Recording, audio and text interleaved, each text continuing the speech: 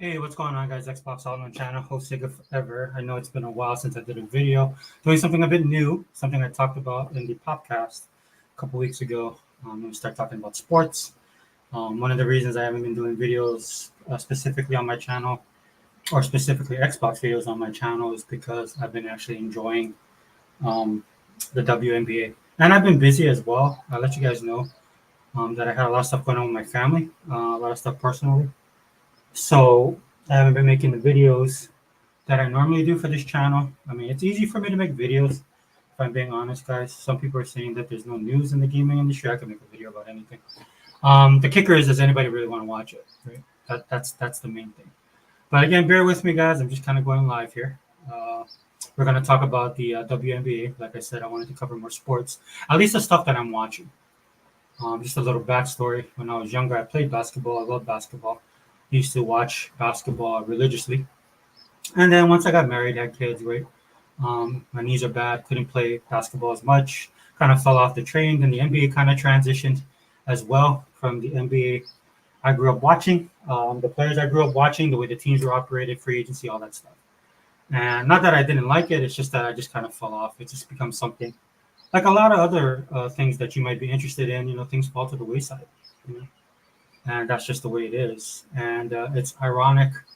Uh, the WNBA definitely is something that's kind of reignited my interest in basketball. Surprisingly, I'm like a lot of other people, I never really took a lot of interest into it.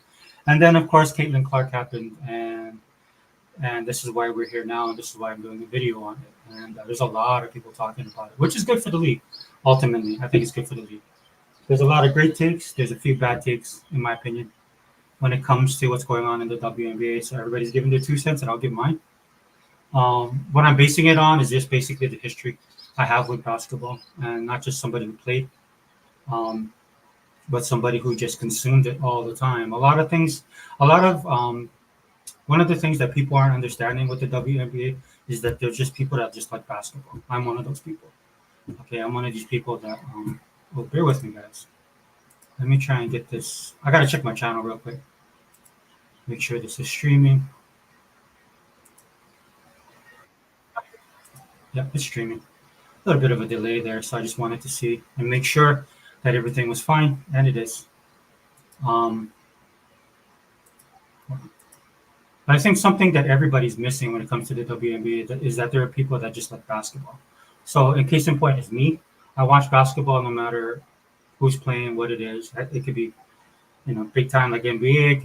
It could be like watching my nieces play at their local school here in Hawaii, stuff like that. They're just like consumption of the sport.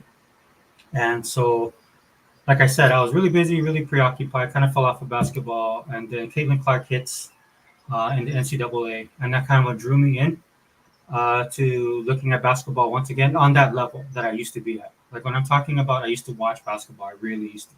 Like the perfect word like I use is consume it, right? It didn't matter if my favorite team is of all time is the Lakers. If you guys didn't know, I'm a Laker fan because I grew up in that 80s era. And even prior to that, Lakers always had a great team, always had some great superstars. But it's when Magic Johnson showed up, Michael Irving, Byron Scott, James Worthy, Kurt Rambis. If you guys are familiar with basketball, you know the history. Kareem, of course, a legend. And it was at that perfect time, right? It was a perfect mix of 70s, because the way the 70s was, that I got into basketball because of my dad. My dad played basketball. He was really good. Dad's a big guy. And my dad used to watch NBA basketball. The funny thing about my dad, when I used to watch him play, man, my dad was pretty dirty. He's what they call now as an enforcer, or people refer to as an enforcer. Whatever would get him the points, whatever he needed to do. And if he didn't like you, dude, he had no mercy, on you. And so the games that we followed, and NBA wasn't as predominant as it was in the 80s and 90s back in the 70s, but we did have the wild world of sport. So you got to watch some of the games, man. But my dad's favorite players were like Maurice Lucas, right? Guys like that, right? So I kind of grew up watching what he watched, kind of grew up watching the way he played. And then being a product of the 70s and 80s as far as basketball is concerned, I kind of grew up with that type of mentality, right? Basketball is a physical sport. Like you hear people saying that. I mean, you have to be tough. There was people out there that would take your head off. It was just the culture of the time. And I bring that up because I think that you see that kind of with the WNBA, and I think that's why I'm liking the WNBA. It's a throwback, dude. It's a throwback league. I mean, if you guys have been watching the games and you guys are familiar with basketball and you guys are as old as I am, because I'm OG, if you guys are old as I am, you guys see it yourselves, right? You guys looking at the WNBA now and some of these players, right? Especially specifically what's been happening recently. And we'll get into all of that, guys. Trust me, we will. But when you look at it specifically, dude, it's definitely 70s NBA basketball, right? And that's why the title of it is the WNBA is in flux because even though that's the way it's been for the WNBA or purported to be, I can't. I'm just taking the stars at their word, and I'm just basing it on the games that I've been watching. And I've been watching a lot of the games. I actually got this. I actually subscribed to WNBA. That's the first sports thing that I've ever subscribed to, which is uncommon to me. But I really wanted to.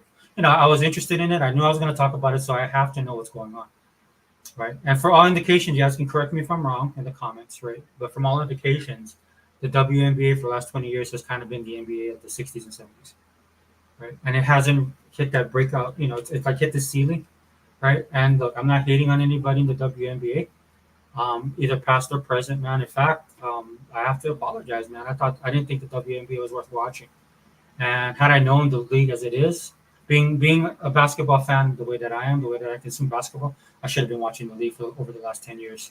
Definitely, I miss Candace Parker. I knew and heard of them just because I keep up with sports. People in my circle keep up with sports, but I never got to appreciate it. Some of the stars that they had in the league prior to, especially with Candace Parker. Because since I'm a Lakers fan, I'm definitely gonna be following the Sparks, even though I'm watching most of the Fever games like everybody else, just to see what Catlin Clark's gonna do, trying to keep up with. This is gonna be a thing on my channel, so I got to keep up with it.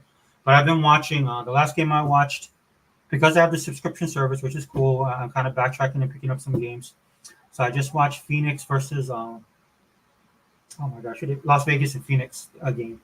I'll be honest with you. I thought it would be better than it was, and I'll talk about that. Maybe not in this podcast. We'll cover it in detail, because there's a lot of things with the WNBA that's improved a lot since I watched it way back in the day, guys. I was all on the hype train back in the Olympic days. Lisa Leslie, Don Staley, all those guys, right? Again, I'm a huge basketball fan, right? And so I kept up with the league for a little bit, and I just kind of fell off it. But I was just falling off of sports in general at that time, right? And of course, you get married, you have kids, your life changes, right? You guys know I'm a pro Xbox channel. You guys know I talk about pop culture. My pop culture has been flux. I've kept up with it more. Sports definitely fell to the wayside. In fact, you guys know that I talk about video games on here. One of the main games that I used to play all the time was sports games. That genre of video games, right? Because you can live out your fantasies of playing. And I'm going back to Larry Bird versus Magic Johnson. The one-on-one. Those one-on-one series back in the day, you know what I mean? And so that's the way I consumed it. And of course, EA got involved, and I like the 2K series, all of that stuff. So, because for guys who love sports and people that love sports, it's a chance to live out your fantasies, playing as the players that you grew up watching, and so it was a cultural moment. And getting back to the WNBA, yeah. So I wish I would have kept up with them, and I never did, and I kind of regret that now because you can't really go back. I'm just looking at clips that are online, and there are some superstar players in the league, man. And even now, the difference I'll say between now and then, especially with this rookie class, and that's why I titled this WNBA In Flux, is because what's happening is that the league is at this point where they're gonna have to decide who they want to be. I mean, everybody's talking about it. Everybody picks up on it. I have yet to see somebody, except what's his name, Gilbert Arenas, hit the nail on the head when it comes to this stuff. But the WNBA, at least the people in charge of the WNBA, will have to decide what they want the WNBA to be. Because right now, as the WNBA stands, it is the 70s NBA. That's what they're mimicking to me as I watch the games and I look at the players, right? Like in the 70s, there's some outstanding superstars, right, that put the league on the map. But there was just something that was kind of missing, right? And that's something that happened is when, of course, Larry Bird and Magic Johnson. To me, that was the pivotal point in the NBA. Again, I'm not degrading all of the stars that came before that. I could, like I said, dude, I kept up with basketball on that level. You love Dr. J, you love Moses Malone, you love all these dudes that came into the league. Connie Hawkins, right? Daryl Dawkins, Pistol Pete, all these dudes that laid the foundation for the NBA to become what it is, right?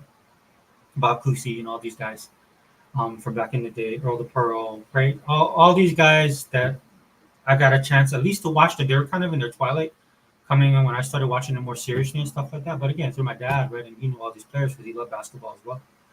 Um, there's definitely a lot of that in the WNBA that I see now, as far as the games. But what it looks like, you have somebody. What it looks like to me is that it is in flux, right? Because they have to decide whoever's in charge of the WNBA is like, do you want to be stuck in that mode, right? Do you want the culture of the WNBA to reflect the culture of the 70s, or do you want it to move on and reflect the cultures of the 80s and 90s, which launched the NBA into the stratosphere? I was there for all of that, guys. And this is why I'm kind of watching the WNBA, as people are asking me. Some people at work that keep up with sports, they don't get it, they don't understand. And I'm like, dude, it's nostalgia bait, if I'm being honest with you. Dude, it's just the same way as guys who play video games go back to retro stuff where they buy a brand new game that's kind of homage to a game that they loved when they were younger and they played, right? There's something said that needs to be said about that, right? And so as I come into the WNBA, I'm looking at it like, dude, this is a pivotal moment for this organization right now, for this business as a whole, right?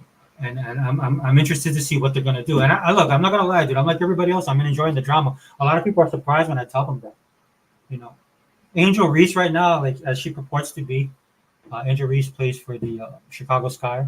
She used to play for LSU. She is definitely a magnet. She purports to be the villain. That's the roles that she wants to play, and that's her words, not mine. But I actually like Angel Reese. I think she's a talented player. I like those type of players. I like the physical play. Um, so it doesn't bother me the way that it bothers other people. As far as the role she's playing, look, dude, I grew up watching Dennis Rodman, and there was nobody out there as much as Dennis Rodman was. People have come and tried to do that, and people have done it, but nobody did it like Dennis Rodman. And I hated him, dude. I hated Detroit. I hated Detroit. Actually, the team I hated was Boston. I actually cheered for Detroit because they couldn't get over that hump with the Celtics. I hated the Celtics more than anything in the world back in the day, you know. But yeah, like, but I know a lot of people don't like Angel Reese and stuff like that. I think like I don't agree with some of the stuff she says, most definitely. But as far as her basketball, dude, I think she's what's needed for the league because um, with all the eyes being put on Catlin Clark and everybody watching, that's why I'm watching it. It's not because of anybody else. It's Catlin Clark. So I will push back on some of these players that say, we're people are coming, they're watching us and stuff like that. No, they're there for Catlin Clark. The one thing I will say is you want the basketball fan like me to come in, right? That'll watch every single game and that will look at every single player.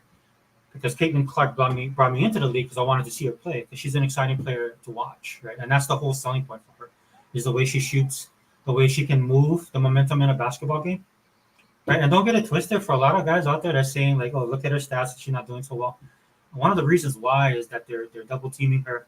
She's the focus on every single game, whether it's the people in the stands coming to watch her play, or it's the people that are coming, or the people on the court that are focusing on her, right? And that's where all this animosity and stuff that is coming in. Right? For a lot of people out there that are saying, "Oh, that's just physical basketball." No, there's an intent there of why things are happening to Caitlin the way it is. And I'm not disagreeing. It is a physical sport, but there's jealousy, dude. Women are like the women are catty. That's just this. I'd probably get canceled for that. I don't care. I'm just gonna be honest with you guys, man. We keep it 100 on it. What you're seeing happening with Caitlin Clark, dude, that's the cattiness of women, dude. That's the jealousy that they have, right? If you guys have been married like I was, you understand how that works. But if you're around women at any point in as much as I am in the job that I have, right? You see it all the time, and that's just the reality of it, and that's fine. It is what it is. What needs to happen now is what is the WNBA? Like I'm saying, getting back to my point, what is the WNBA as far as the people who are responsible for the league? What are they going to do with this? I can't remember the name of the guy's channel. I wish I did. I really want to shout him out because he had the best take when it comes to Caitlin Clark. Caitlin Clark's like a meteorite, right? She's big, she's bold, she draws all the attention. She's a bright star, like this bright object in the sky that everybody's focusing on. When a meteor passes by the Earth, people are like, "Wow, that looks amazing," especially if it's close to the Earth, right? It's something that's um, naturally that just draws people to watch it, right? Watch this object. Now, on the flip side of that, he also said that, like a meteorite, she has the potential to wreck a lot of things, right? Like if a meteorite comes too close to the Earth or actually hits the Earth, could be an LE extinction level event. That's kind of what Caitlin Clark is, man. And one of the things I love about watching the WNBA is watching them trying to manage this girl, Because whether people want to admit it or not, dude, she is sucking up all the air in the room. The reason why I'm doing these videos is just specifically because of her. I was drawn into the WNBA before her. Like I heard injuries and some of these other women out there saying, "Well, we had great players before." Yeah, you had great players before. And like I said earlier, I said it just a few minutes ago. Yeah, I regret not watching them, being as I like to consume basketball the way that I do, because I would have enjoyed the games more and I could have been a little bit more on scene with what was going on in the league. But it is what it is. So I can tell you straightforward, dude. The only reason I'm watching this is because Catlin Clark brought me in initially.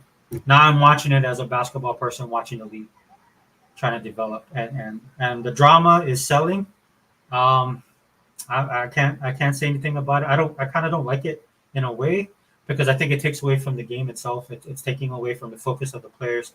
It is what it is, though. It is drawing in eyes, right? But you don't want it to be like a reality show, right? Because there's a potential here, guys. There's a potential, like I said, for the WNBA to become the NBA of the 80s and 90s. And I see it, dude. Anybody who lived through that period can see it. You had a rookie class that came in, that is echoing that this is a new era in the WNBA. Like, for example, Angel Reese. I use her as an example. Talented person, talented player. One of the things that she's great at is marketing herself. I guess the tagline for her, what she loves, this is what I heard, is they call her Bayou Barbie. She has a huge following on Instagram. She knows how to manipulate social media. She knows how to manipulate the press. And I don't manipulate in a bad way. This is a business at the end of the day, and the WNBA is a brand, right? And she can navigate those waters. I think that's much to her credit. So her playing the villain role, it is what it is, but just keep that in perspective when she's doing it. And there's some look, there is some jealousy and stuff like that in what she's saying. Hey, Tool Man, what's up, man? Yeah, sorry, I've been kind of outside of the loop. Just talking about the WNBA, man. It's one of the things I was doing, so I kind of fell off of gaming for a little bit. But I was also busy, right? And then watching sports games and doing other stuff. The only thing I really played was Warhammer, because you can jump in and out, because I was running around doing stuff. In fact, I'm just doing a quick podcast. I got to leave for an appointment today. Then I'll probably come back and do some Xbox stuff. If not today, tomorrow, I'll do the Wrecking Crew. Hopefully the guys can join. Sunday's a big day, I know. June 9th, Xbox got a big showcase coming in. It'll be interesting to see what they do. We can talk about it on the podcast. But thanks for being here, brother. Then you got the girl that, see, I meant to write this stuff down. I just didn't have the time. But the girl that got drafted by the Sparks, right? She's another person that draws a lot of attention. And her gameplay is not bad. A lot of these girls' gameplay is not bad. That's another thing too, right? You're getting people that can do both, right? They can be commodities off the court and on the court. And that's what the WNBA wants, in my opinion. Like, you hear a lot of people talk about the NBA in the 80s and 90s, dude. Yeah, but there was a transition, right? The Bird Magic thing was amazing. Now, it mattered more to me, of course, because I'm a huge Lakers fan, right? I hated the Celtics, dude. We could never get over the hump, and then we finally did. Same thing if you're a Bulls fan with Michael, right? And how they used to be stymied by Detroit all the time, Jordan Ruse and all that kind of stuff. And that was how it was in the NBA too, man. Don't get it twisted. In the early 80s, and then going into like the mid 80s, dude, the NBA had to transition as well, right? Because they had a superstar in Michael Jordan. Michael Jordan was the perfect person to come along. There's just people that come along, athletes that come into a league and just become instant superstars. That was Michael Jordan. I got to live through all that. It was wonderful, right? He was the standard, and then I think David Stern was the commissioner at the time. But it's that whole NBA machine that was going on that time with Stern leading the charge. A lot of those guys realized, what's it, Stern? I want to say it's Stern. Correct me if I'm wrong, I'm old. But the management, the people running the league at the time, realized what they had, and they course corrected. Not drastically, just like the WNBA doesn't have to course correct drastically. The transition from 70s to 80s style basketball, right? They still need that, dude. In fact, it's one of the things I love about the WNBA, right? I know a lot of people get mad about the no calls. I actually love it. Right? The only thing I can't stand about, I mean, a lot of these games, if they didn't have the commercials, dude, you could knock them out. I could have knocked all those games out in one weekend, dude. I watch Korean dramas, guys, and those things are an hour and a half, and I watch whole seasons, right? And so what you could do that at the WNBA, because I have the subscription service, but they have commercial breaks that you got to fast forward to, right? And it's hard to do it on Roku. It's just not, it's just not premium to do it on Roku. But it is what it is, right? But a lot of these games could just, they would be so fast if it wasn't for the commercials, because The refs let them play. And I'm not going to complain about the refereeing and stuff like that. I watched a lot of the games. The referees don't call anything on anybody. Now, like in the case of Caitlin, dude, this is a problem. And again, this is why I push back to the WNBA's management, the general, whoever's running the league. They have to kind of look at that and start to decide. Those are the kind of calls they're going to have to start making, right? Because what ends up happening in the case of Caitlin Clark and some of the fouls she's been taking, dude, are unnecessary. Like I said, I'm old school. I love the physicality. I had no problem with her getting checked by Angel Reese. Regardless of the intent in that case, dude, you're a guard coming into the center lane, right? You've been pulling rebounds, you've been making passes, right? Caitlin Clark draws that attention, man. This is why I think she is a superstar, and the potential she has is to blow this league up, man. Because she does more than just shoot. People just aren't giving her the credit for that. If you guys are like me, you grew up playing basketball. Your coach always told you sometimes you got to take what the defense gives you, and I've seen her do that, so far in the league. But if you're gonna come into because I played, dude, as a forward and a forward/center, or forward/center shooting, small forward. I played all those positions, dude. But anytime you come into the middle of the lane, granted I'm old, and back in the day, you come in the middle of the lane, dude. You gotta set dominance. So if you think you're just gonna meander through and not get checked, regardless of the intent at that time, right? I agree. There's some intent there. Regardless of the intent, dude, you gotta be basketball savvy, and that's some of the things Caitlin has to learn, right? It doesn't. It's some of the things that like what Tarasi said about Caitlin Clark coming to the league. I was, dude, no lies told. I understand some people didn't like the way she said it. There's probably some, again, reasons why she's saying that outside of being correct as far as from a basketball standpoint. But she was absolutely 100% correct, and you see it in the play of Caitlin Clark. And that's not a hit on Caitlin Clark. There's a lot of stuff going on. It's not just Caitlin, dude. It's her team. Anybody who watches basketball that's been watching her play, and you see that she has those moments of, dude, she's going to be huge. If she doesn't get injured or get taken out, which they got to work on, right? But this girl has the potential to be that next big thing, and they're putting the weight of the league on her shoulders. This is why the schedule was the way it was, man. It's not just for her to get exposure, for them to make money. It's also for the other girls, right? And I can speak to that because I'm only watching, right? Because I'm like initially to watch Caitlin, but then I'm watching some that you have to watch both teams. And the way, like I said, I consume or look at basketball, then I'm looking at Aja. Aja, dude, she's amazing. The girl that plays for the Aces. And I thought she was the center. She's just a forward, dude. That girl, she is like a lot of ways what people look at Caitlin. She has that type of ability, right? She can shoot, she can pass, she can do it all. How she's not getting 30 to 40 points a night or triple doubles blows my mind. And I think that's more to do with the league and the way that the league is, the way that the gameplay is, dude. And again, I'll do that on another video because I can't keep this one too long. But there's some stuff that the league needs to do. Again, focusing on the league itself and ask themselves, look, what do we want to be, right? Why do I not see plays being run? They run plays, but I mean, dude, nobody. I see somebody take a shot, people standing around, right? Shot selection is horrible, right? A lot of times they waste their shot clock because they have nothing really set up. Like in the case of Indiana, that's one of the problems with the earlier games. You see, Caitlin is the focus. Then they send their one best defender on her. When I played basketball, we played a couple teams that had like these really good players, and we would run what was called a box and one, where you just playing basically a zone, and then you have one player on your best defender play a man on man on that person, and that person was so good you couldn't really stop him from scoring. What you wanted to do was you didn't want him to get his 25, 30 points, right? And we were successful in that, right? That's basically what they were doing with Caitlin. They're just showing their best defender on her, right? Or they're double teaming her, right? And so some people are like, she's horrible, she's this and that. It's like, no, dude, she's basically every team that's playing against her, dude, has her in their head, right? And a lot of it is just smart, right? Because again, if you watched her in college, man, and you see how the way she plays, dude, it's a momentum changer, dude.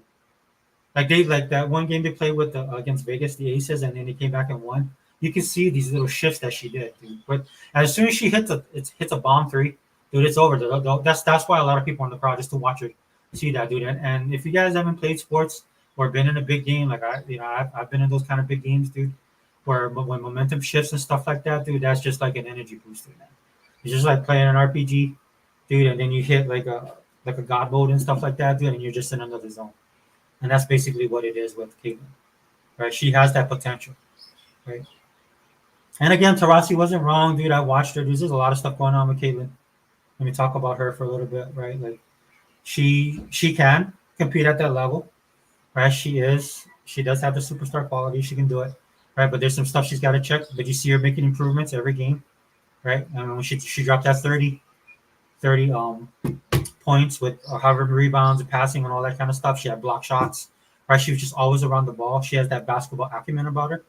She's just not a shooter, guys. She's just not a person that's going to shoot out there and make a shot. Now she has to get better at creating her own shots. Her team has to get better at giving her opportunities to create her own shots. But it is the Fever. Now you understand why the Fever. I've heard people say this. 100% agree. There's a reason why the Fever is got the number one pick in the draft. They got a lot of stuff to work on. But some of it is really really easy right now. They could become a better team overnight if they just get back to some fundamental stuff, in my opinion. Now maybe I don't know the league on that level. Maybe you guys can educate me on that kind of stuff. But when I see somebody take a shot, nobody's rushing to the rim, or when I see somebody's taking a shot and nobody boxes out, like as soon as somebody takes a shot, whether you're close to the basket or not, you got to get in front of somebody, right? Those secondary opportunities. There's people that are making rebounds, leading the league in rebounds, getting secondary opportunity. That could change if people just box out. Right? Like in the case of Catlin Clark, dude, she's always around the ball. She kind of makes her own opportunities. Needs to get better as far as the shooting part, right? But also one thing that could cut that down for everybody across the board is people just start playing fundamental basketball, doing those little things, right? Coming in with a game plan, dude. Like when I watch the Fever, dude. To me, they have some really talented people. Aaliyah Boston, dude. She should be more of a weapon than she is from what I've watched her. And they've been utilizing her. You see these flashes of brilliance, when they run off a screen, a pick, dude, this girl can shoot. She got balls, she got moves. She needs to get a bit quicker, better with her feet. But if I'm being honest, that's everybody in the WNBA. If I'm just being honest, right? But she can learn a couple more baseline. Dude, what happened to a drop shot? If she just learned how to drop shot or drop, if Aaliyah Boston would learn how to drop shot or learn how to reset, the meaning of reset when you're playing in the paint, right? That would do wonders for her game. Same thing with Aja. Aja does this kind of stuff. She should do it more. Now I don't know the level of these girls, right? Like you saw like some of the back-to-back games, man, that was wearing them down. Not just Caitlin, dude, across the board. This is why, dude, and this goes to the bitchiness of the league. Like I'm just gonna be honest with you guys, dude. That's why some of these girls is all frustrated and stuff like that. I'm just saying that's what I see, right? What would really help the league if they continue to expand? They need more teams, and they need to spread these games across the board because you have these teams playing each other. Again, granted, they only have 2 months, right? There's the money aspect of it, right? Caitlin Clark coming in has boosted the league, boosted its stuff, and of course, we'll talk a little bit about all this negativity with Caitlin Clark. Or I might do that in a separate video because it's a lot to cover. But at this point in time, what the WNBA needs to do is make that determination, dude. When I was watching Dr. J play, I didn't think there was going to be anybody better than Dr. J. Right? I'm like, dude, this dude's amazing. The stuff that he's doing, right? He's amongst all the superstars of that period. Dude, he just stood up head and tall above the rest just because of his play. I'm not saying he was the best player. There's definitely other players, and then a lot of those guys didn't think those get shine like Dr. J did. So that's to the WNBA girls that are over there, crying about not getting any type of attention. We've been putting in the work. We've been doing all this kind of stuff. Look, dude, Daryl Dawkins, Connie Hawkins. I could go a list of people in the NBA prior to the 80s that laid that foundation that got no credit, dude. In fact, for a lot of people that didn't watch the NBA that came in the mid 80s and in the early 90s, had no idea who these people were, dude. What the NBA did was they put focus on it, dude. And guys like myself who would talk about it, right? People, talk about the culture of basketball, which is important, which the WNBA definitely needs, right? And then this is how you learned about them, right? And this is where they got smart, right? And then we're going into a more media-dominated a sports world, right? Where you would be able to watch some of these old games and you see the clips. Right now we have YouTube, dude. You have people right now doing stuff about Larry Bird, who to me, I grew up watching that kind of stuff. And then you have these people reacting to it and again, I'm realized that they're young. They never knew who this person was. And then now you have some of these old basketball players and you're finding out even more stuff about Magic Johnson and Larry Bird and some of these old hits. You know, for me, that was the old heads of the '60s and '70s, like a Bob Cousy, like a George Mikan, right? I wasn't even born yet, right? So when I got into the NBA basketball, then they would talk about the legends, dude. I had this. There was a videotape series that Sports Illustrated did that was awesome, dude. It was all these basketball type stuff, dude, and they had all the highlights and stuff like that. You have the vault, right? NFL did the same thing, right? And it was a culture that they developed, right? And right now, again, that's where the WNBA is right now, and that's why I'm enjoying it the most. Like I said earlier, dude, it's nostalgic, dude. Because if things go the way that I hope that it goes, man, this is going to be huge. This is going to change the league. There's a lot of things that need to be done, both in the basics and with a lot of the stuff that they do with their draft and stuff like that, right? Because right around the corners, there's other girls in college basketball that's I wouldn't say they draw the attention that Caitlin Clark is, but when I look at them, dude, they have the potential as far as play. Right? And some of these girls that are upset right now, look, dude, they have to course correct. A lot of people have been saying you saw Shannon. I saw Shannon Sharpton. Saw everybody. Dude. I watch Outkick. I watch all these guys talk about it. You know, the change is coming. Right now, what they want to do with that change or how they address that change is up to them. Right. For me, I think it's bad because it looks like they don't like the change. And again, Gilbert Arenas said it perfect. I think it's Gilbert Arenas that said this. If I'm wrong, correct me, please. But I want to give this guys a shout out because I mean he nailed it right on the head. Dude. These women that there's women in this league that don't care if things go back if things go back to the way it is post Caitlin Clark. There's women in this league that'll be happy about that. There's players in this league that wouldn't care. In fact, they want to go back to that. Right? And I think that's a wasted opportunity. I wouldn't want it to do that, dude. I mean, I would probably still stick around and watch.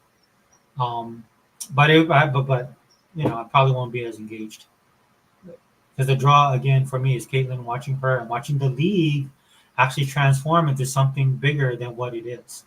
It has that potential, man. I told you guys, I was there. I was there, ground floor, man. When I seen Jordan finally get over that hump, dude. The Jordan rules was real, man. Detroit, dude, they was knocking him around, dude. I mean, it was amazing to watch. But then the one thing that set the standard was the league did make the changes, but Jordan just dealt with it and he raised the ball. That's what Caitlin needs to do. She needs to rise above it. I know it's hard, right? Her team needs to help her, like how the Bulls coalesced around Jordan. But again, getting back to Jordan, like when Dr. J was there, I didn't think anybody would be better. Jordan comes in, he changes everything. And Jordan, Michael Jordan is such the change that you didn't need anybody else to come after him. People were talking about it. I was one of them. Well, who's going to be the next Jordan? When Jordan came in, the NBA just blew up. Right? And I'm not just saying Jordan, everybody too. They had a stellar rookie class, 84, 85, Barkley, Malone, all these guys came in, Elijah Wan, all these dudes that started infiltrating the league, right? And then of course one of the hallmarks of what the NBA did, they started expanding, right? I was privy to that as well because I was ground floor when Orlando had the Magic. Thought it was a corny name at the time. Made sense, Magic Kingdom. I grew up in Florida, right? So it is what it is. But what it did, it ended up expanding. There was a lot of stuff going on. Pivotal point to me is Jordan. Jordan comes into the league, they change it, right? The business changed, right? They're getting all these marketing deals, they're getting the exposure. Dude, if you guys remember, man, there wasn't a week. I think at 1 week there was like 7 games you could watch.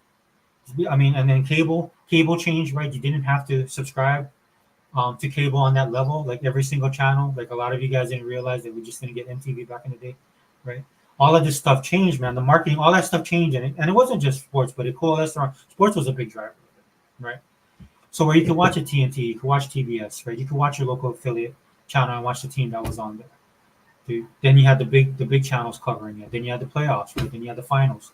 You had all this stuff, right? And then basketball just blew up, and not just professional, dude. We're talking about Olympic, right? The Dream Team. That was another game changer, right? Then we had more people watching. I watched college basketball anyway, but then on a national level it grew, right? And that was a good time for college basketball, dude. I love college basketball back in the 80s and 90s, dude. Because you'd watch these guys and then you could see who the next superstar was coming in, you know. That was the draw, right? But it all started with Jordan. But Jordan was such a pivotal moment, and he was such a huge, he was just so huge, man. And he changed the league so much that the league just expanded, where you didn't need to have that. This is why everybody calls Jordan the GOAT. This is why when you hit Michael Jordan, that's it. And I'm not downing all the other players, but it's just expanded so much that you have players everywhere that were the league just changed, man. The level of competition changed, the level of talent across the board. It just wasn't certain cities. Right? You have your power teams and stuff like that, but it wasn't a guaranteed, man. In fact, Jordan then was the last team to do that. If memory serves me correctly, correct me if I'm wrong. You guys can tell me if I'm wrong in the comments. Like I said, I did fall off, but dude, I remember when Jordan, Scotty, their team was so dominant, dude. People were talking about them having to break up the Bulls, man, because nobody could really stop them. Right? Jordan was scoring out the wazoo. You had Scottie Pippen. You had, I think Horace was still with them, man. Paxson was still with them. You had Bill Cartwright, or I think Bill left. Bill was there, but I think Luke Longley stepped in. They just had a power team that just played well together that could still dominate. And that's the last time I remember a team being dominant. Right? The Lakers had their runs and stuff like that too. Shaq and Kobe. Love that, dude. That's another era of Lakers that I love. And then of course you have somebody like LeBron comes in, right? But still, everybody goes back to Michael Jordan because that was a pivotal moment. This to me, I'm not saying that Catlin Clark is Michael Jordan. Don't get it twisted. What I'm saying is there's echoes of that happening right now in the WNBA. Where for me, as I'm looking Catlin Clark, drawing everybody in, drawing in all the eyes, they need to protect her. Right? They need to make some changes. If you wanna grow, right? This is what I hear, right? These girls want to make money. They want to get more eyes on them, right? I'm an example of this. Like I'm telling you, I'm consuming this stuff, and I'm not just watching Caitlin anymore, dude. I want to see the girl in New York. I can't pronounce her name. That point guard. I remember Tarasi, so it's kind of like old school there. Look, I'm watching her play, right? I discovered Aja. I heard her name, didn't know anything about her, right? On the Fever, dude. Like they have other people on the Fever that are talented as well. Dude, that team could be more than what it is. The record that it has is not on the level of where they are as far as their playability and where they should be. They should be mid to above mid. That's the potential they have, right? I know a lot of people don't like is hating on the coach and stuff like that. I really can't. I think some of the stuff they're doing is because the coach is looking at it from a certain viewpoint. I mean, I'm a little bit different, dude. I would have had Peyton shooting the threes as much as possible. That's just my perspective, right? But it looks like because I mean she's there, she's coaching her team, she sees it, right? They're double teaming her. You saw the free throw. This one girl had on the other team got fouled. She shot two shots. She shot the first shot. She went straight to Caitlin. That's the thing, and everybody kind of laughed about it. Caitlin was laughing about it, right? But that's the kind of, and I don't think that's bad. Other people are like, "Oh, look at that. That's no, dude. This is who and she has to get used to that, right? She has to get used to that, right? She's picking up on the speed of the game, right? Because the game is a little bit faster. The passes that she's making, she could have pulled that off playing for Iowa. Couldn't do that in the NBA. One of the first tests that I saw that the person that played her was amazing was the point guard of the Aces. And the funny thing about her, I wish I could remember her name. Sorry. Again, next time I'll write these stuff down so I can give you her name because she was awesome. I love watching her. She could play defense. She could score, and she's supposed to be from off the bench. There's another girl that normally plays that spot. And that was the talking. That's what they're talking about with the Aces and coming into that game. Can she fill that role? And I watched her, dude. I came away being more impressed with her than anybody else in that game because of the way she played overall, right? That's the kind of attention that Caitlin draws. Um, so she needs to, and she's doing it. She's doing it right now as we speak. Right, she's transitioning. Right, she's picking up on it. She's picking up on it pretty fast. You can't thread the ball in some of those passes like you did. Sometimes you got to look up. Right, you didn't see somebody right because of the flow of the game is a little bit quicker. The league is a bigger, stronger, faster. Right, these are women that are on your level, above you, on your level, or a little bit below you. Right, and again, that's not a knock on Caitlin. That's just the reality of it. But I see her, man. She's picking it up. Dude, she's making the plays. She's making the passes. Right, she's taking what the defense is giving her. She's becoming the all-around player. Right. On the flip side, you need the Fever to start believing in themselves. I know they have one girl on there. She's complaining she's not getting any. Her minutes been cut. She's not getting the ball as much. They should actually use her because she's really good. Again, I'm sorry about the meme. I'm bad on that. I'll do better. But that girl has skills. And I'm talking about Aaliyah Boston. I'm talking. There's another girl that plays on the team. They have this other girl that's kind of taking Caitlin under her wing. Why this girl is not shooting more, I have no idea. There's people that sit on the perimeter that needs to work on their three-point shooting because that'll open up for them. They need to do a little bit more motion offense, right, to open up. They do it sporadically. That should be the way that they play. Now I don't know if it's because of the physicality of the league, it's the stamina of the people in the league, right? I see a lot of that across the board on a lot of these teams. Can't do that. They should be doing that, man. They should be more physical and not physical in the way of like just taking somebody out. That's not physical, guys. That's frustration. That's aggravation. Right? That's not gonna help you. And then the league again needs to decide they can't let that stuff go. You're gonna have to start getting teased on that kind of stuff. You're gonna have to force these girls to get better defensively. Move your feet, get in front of the ball, be in the spots you need to be in. That's gonna take a lot of energy. I've been there myself. My coach in high school was a Bobby Knight clone, and that dude was brutal. There's sometimes, dude, we would just have practices where we didn't even touch the basketball, and I'm talking 2 to 3 hours, just running drills, man, because you have to be faster, you have to be quicker, you have to box out, you have to understand the offense, like how it's moving, right? Like a lot of times when I watch the WNBA and I watch these girls play, they only have like one option, maybe two. You need like three or four, and I don't know if that's just the elite thing, but they've been around for 20, 25 years, right? And I don't understand why I'm watching this and why the game is being played that way. Especially when I have people telling me, like these players telling me like we're the cream of the crop, we're the best of the best, and I'm watching you and I'm like, well, not really, right? I would like to see a little bit more rebounding, more physical play as far as opposing your dominance on defense, as far as boxing out, getting the rebounds. Some of the people that are getting these stats, dude, if the game course corrects and they become more foundational, dude, that could change. And then the other people in the league could become better. Because I see a lot of talent across the board. Like Indiana Fever have some talented players from what I've seen. But when you miss open shots, when you take bad shots, when you limit the type of when you limit the quality of your shot selection, that doesn't help. None of that helps, guys. You got to be better. You got to get better. The Indiana's Fever need to get better.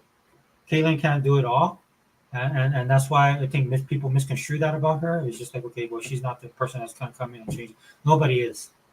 I mean, and she's changing it already, dude. And like I said, there's glimpses of that stuff. She's not a one and done. She's not a one hit wonder, dude. This girl is going to change the league if she's given the opportunity to. Right? Again and again, this is again the title. I'm going to wrap it up, guys, because I do got to go. But this is why I named it. Why the WNBA is in flux. What kind of league does the WNBA want to be? Do they want to be the league that grows? Because that's what I hear. Growth, right? With growth comes revenue. With growth comes the player salaries will go up. With growth, there's more attention, right? It'll be better for women. All this kind of stuff. Do you really want that? Because by your actions, by your non-actions, by the actions that is being done, and by your non-actions, I do not see it. And I've got to experience that one time in my life when it came to basketball, and it was wonderful. It was beautiful. Where you had basketball fans and new fans and people that had nothing to know about basketball. It all came into one. That happened with the NFL as well. It happened with hockey. So hockey didn't have that explosive growth. It was a sports-dominated culture when I was growing up, right? And I would like the potential's there, man. I see it. Anybody who grew up in the time that I grew up can see it. You don't have to be like an analyst to know this kind of stuff, dude. You just watch it and you're like, dude, this is old school. That's what I saw. When I saw that girl, dude, I was like, dude, that's like 70s. That's like Maurice Lucas, man. Maurice Lucas, dude. That's basically something he would do with that Kennedy Carter, I think her name is. Did. Again, I don't agree with it, right? Because again, it comes down to intent, right? A lot of the enforcers back in the day, dude, that was like to let them know, dude, you got to earn this, you got to do this kind of stuff. A lot of this stuff that these girls are doing, man, it's coming out of jealousy. Again, just being real, man. Women are catty. Again, I say this all the time. It's why women will never rule the world, because there's other women in the world. You get a woman up there that's about to seize the reign of power. There'd be a line of at least 1,000 of them wanting to take her down. In fact, that's why they never make it to that thing, because it's like, it's funny to me, man. Once a woman sees something that another woman has, like with most guys can be the same way, but not as much. Like for me personally, like when I'm in the gym, dude, and I see some dude that's jacked, I'll be like, oh, dude, that's cool, bro. You talk to him, it's like, oh, dude, you put the time, the work, and effort, right? Because a lot of guys, you see what it takes, you understand whether you partake in that or not, right? For a lot of these women in the league, they see Caitlin, man, and they see what she has to go through and stuff like that. But they're like, that opportunity is not there for them. For a lot of them, to be honest with you, the opportunity is just passing by. Now, is that fair? Like, again, we can talk about that in another video. Is that fair or not? No, it's not fair, but it's just the reality of it. To me, if I was in the league, and especially if I was an old head in the league, I would be finding ways to kind of position myself where I could do the best quality thing for me and my career, right? Whether it be like, okay, let's look at this. Like definitely the Indiana Fever need to get a more physical player. I'm not saying that they need to get an enforcer, right? There's a lot of stuff being said about the WNBA. I don't agree because what it is like enforcers. The thing about enforcers, dude, they're born, they're not made, right? And when you look at everybody on the Fever, dude, there's nobody on the Fever that I see that's like that at all, right? And so you have to bring somebody in that could be like that, right? But again, that might not go with the coaching. Like when I look at what the coach is trying to do, she has a different game plan than that, right? So they're gonna have to rely on the league. This is why she said, "Well, I'm sending the videos to the league," and it'd be in the league's best interest to start doing some course correcting on that. Just like I hear people talking about, what the NBA should do is drop the height at the basket so these girls could dunk. I mean, I was there when dunking became an art form, right? Because a lot of people can dunk the ball.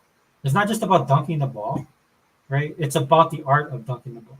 There's a reason why Jordan became who he was and why he was affiliated with the slam dunk contest, right? And why a lot of the posters showed him skying from the free throw line. You can lower the rim in the WNBA, but does that anybody has that kind of finesse or style? Dude, I see these girls shuffling their feet just to get position.